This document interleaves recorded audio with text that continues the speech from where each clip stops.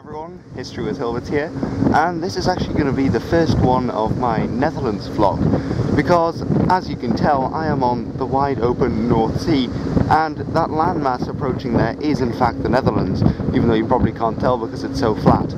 So I was actually going to make one yesterday when I set off from Newcastle, but I really wasn't feeling very well yesterday. It wasn't seasickness. I go on the ferry almost twice a year, so I'm quite used to the sea, but I just wasn't feeling very well at all. So I've actually decided to make the first episode, or the first little clip, this morning.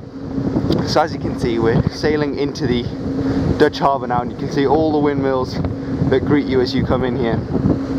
And I'm actually going to be making quite a few more of these little sort of vlog style clips. Now a few people have requested it of my journey to the Netherlands. I'll probably upload it in parts, so maybe the first few days in one and then the next few days in another. And obviously there's definitely going to be some history as well, although as you can see on this cruise boat it's not really much to talk about history wise. Although this is the DFDS Seaways, which is quite an interesting one because it's the ferry that goes from Newcastle to Amsterdam, or actually from, well, Newcastle to IJmuiden, which is sort of a Danish company, DFDS Seaways, so all the captains are in Danish and they all do their announcement with very funny Danglish, but you know, gotta love it. But yeah, so I'll be returning to you again very shortly from the Netherlands. I will see you there. So this is actually on day 2. Now yesterday I arrived in the Netherlands at IJmuiden, and I then went on to Castricum to see some old friends of my dad's, which was very nice, had a really nice time, and then went to Huizen, which is in North Holland again, to spend the night. And this is actually a quintessential Dutch little town. Now this is actually on the border of Eemnes.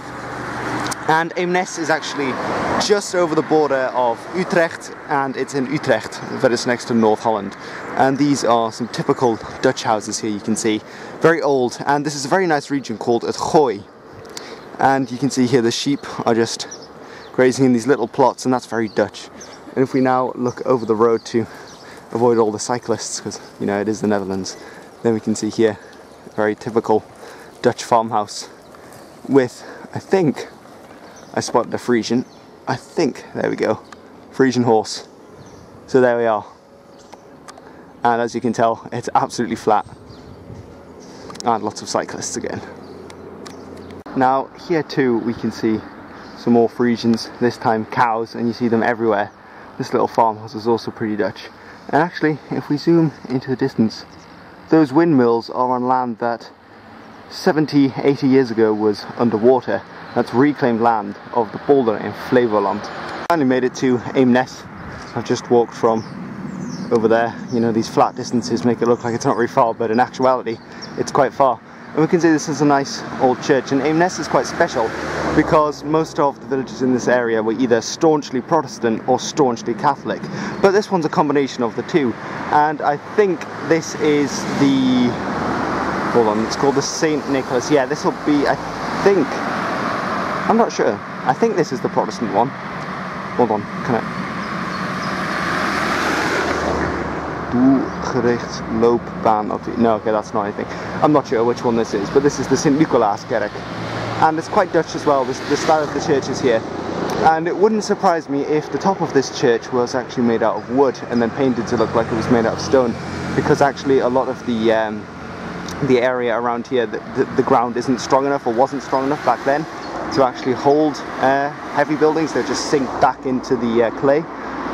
And this is also quite a Dutch style here of building with these bricks. This is quite a nice spot in Eemnes here, because you can see the other church tower up there through this little gap in these quite traditional old houses. And I'm in the older part of Eemnes at the moment. So if I turn that way, you can see the city. Quite a nice historical point, because this is sort of a plaque to commemorate all the floods that have happened here. So here it says de eeuwige strijd tegen het water, which means the eternal battle against the water. And here we can see all the different floods, and I think to commemorate, you know, all these different floods that happen. So you have the Sint Lucia vloed, the Allerheiligenvloed, the twee stormvloeden, and the Zuiderzeevloed. So these are all different floods where probably Eemnes was, well, it went underwater. And actually Eemnes is quite interesting because the Eem is the river and it's just further that way, and Nes actually means something like a tongue of land that sticks out.